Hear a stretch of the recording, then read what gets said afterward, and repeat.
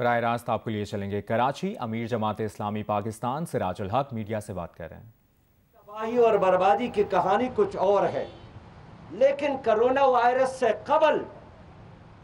P T I کی حکومت نے پاکستان کی معیشت کو تباہ کیا تھا۔ فی کس آمدنی میں کمی ہوئی تھی، بے روزگاروں میں اضافہ ہوا تھا، چھوٹے صنعتی یونٹ بند ہو گئے تھے، اور جس کے ساتھ تھوڑا بہت پیسہ تھا وہ ملک سے بھاگ رہا تھا۔ یہ کرونا وائرس کی وبا تو اس کے لیے ایک نعمت ثابت ہو رہی ہے۔ ان کو ایک بہانہ بھی مل گیا اور باہر سے قرضے ری شیڈول کرنے کے لیے ان کو ایک بنیاد بھی مل گئی۔ لیکن یہ تاریخی حکومت ہے کہ 1956 سے لے کر آج تک پاکستان کی شرح نمو 1965 کے جنگ کے دوران، 1971 کے سقوط ڈھاکہ کے بڑے المیہ کے دوران بھی اتنا کم نہیں ہوا تھا۔ آج پاکستان کی شرح نمو 0.4% پہ آیا ہے، اور یہ بہت تباہ کن اور خطرناک فگر ہے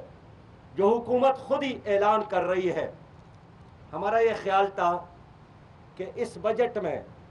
حکومت اپنی ان غلطیوں کا کفارہ ادا کرے گی، اور جس طرح ساری دنیا میں جو بجٹ اس وقت حکومت پیش کر رہی ہے وہ ایک لحاظ سے پوسٹ کرونا اکانومی کی بنیاد پر ہے، لیکن ہماری اس بجٹ میں پوسٹ کرونا اکانومی تو ڈسکس ہی نہیں کیا گیا، اور اب خود حکومت کو بھی اندازہ نہیں ہے کہ کرونا وائرس کی اس وبا کے بعد جب دنیا ایک طرف چلے گی تو ہم کس طرف چلیں گے، اس لیے کہ اس بجٹ میں اس کا کوئی ذکر ہی نہیں ہے۔ اب دیکھیے، گزشتہ بجٹ کی بات میں کرتا ہوں کہ اس حکومت نے اعلان کیا تھا BR نے کہ ہم 5,555 ارب روپے اکٹھا کریں گے، لیکن کرونا وائرس کے آنے سے قبل ہی حکومت نے اعلان کیا کہ ہم اب یہ نہیں کر سکتے ہیں، اور BR کے پاس 900 ارب روپے کا شارٹ فال تھا، اور کرونا وائرس کے وبا کے بعد اب مجموعی جو شارٹ فال ہے وہ 1500 ارب تک پہنچ گیا ہے۔ اس لیے میں آپ لوگوں سے آج یہ بات کرنا چاہتا ہوں کہ اس بجٹ میں کم از کم غریب آدمی کے لیے کچھ بھی نہیں ہے، اور اس بجٹ میں جو ملازمین ہیں ان کو تو سمجھے کہ بالکل حکومت نے ذبح کیا ہے۔ ایک طرف مہنگائی میں اضافہ ہوا، لوگ نان شبینہ کے محتاج ہو گئے، لیکن حکومت نے ملازمین کے لیے 1 روپیہ بھی اضافہ نہیں کیا۔ اس طرح اس بجٹ میں آپ نے دیکھا کہ حکومت نے تعلیمی بجٹ میں کمی کی، ہائر ایجوکیشن کا جو بجٹ پہلے تھا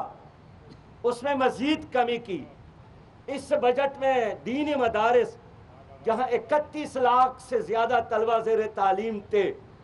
اس کے لیے کچھ بھی نہیں رکھا گیا۔ اس بجٹ میں خود حکومت نے کہا ہے کہ 1,70,00,000 لوگ بے روزگار ہو جائیں گے، لیکن 1,70,00,000 بے روزگاروں کو روزگار دینے کے لیے کوئی ویژن نہیں دیا گیا، نہ کوئی بجٹ رکھا گیا۔ اسی طرح اس حکومت نے اعلان کیا تھا کہ ہم مدینہ کی اسلامی ریاست کی طرح اسلامی ریاست بنائیں گے، لیکن ماضی کی طرح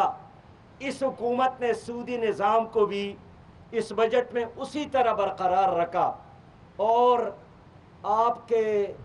کل بجٹ کا 40 سے زیادہ فیصد حصہ سود میں چلا جاتا ہے۔ اس بجٹ میں ہمارا یہ خیال تھا کہ حکومت فوڈ سیکیورٹی پر فوکس کرے گی، لیکن فوڈ سیکیورٹی کے لیے کچھ نہیں کیا گیا۔ ہمارا یہ خیال تھا کہ اس وقت پوری دنیا میں جو ہیلتھ سیکیورٹی کا مسئلہ ہر انسان اور ہر ملک کو درپیش ہے، حکومت ہیلتھ سیکیورٹی پر فوکس کرے گی۔